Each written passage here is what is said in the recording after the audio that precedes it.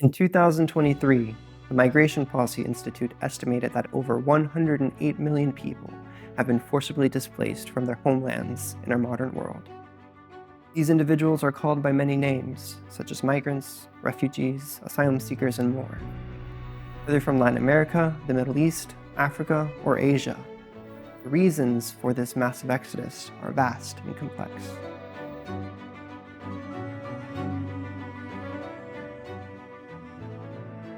All too often, the narrative of immigration in the US is dominated by politicians, pundits, and the mainstream media, portraying the lives of these individuals as a highly political and divisive issue.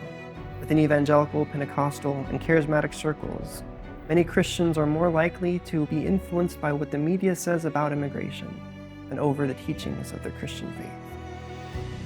It is time to have a better conversation. It is time for this narrative to change.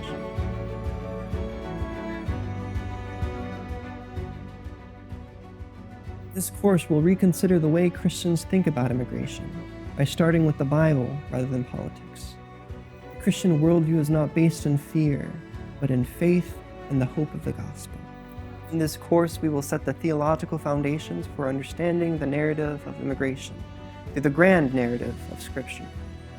By tracing the movement of peoples through the fourfold movement of the gospel, creation, the fall, redemption, and restoration, we will come to discover that migration is the vehicle in which God uses to accomplish His redemptive and missional purposes in this world.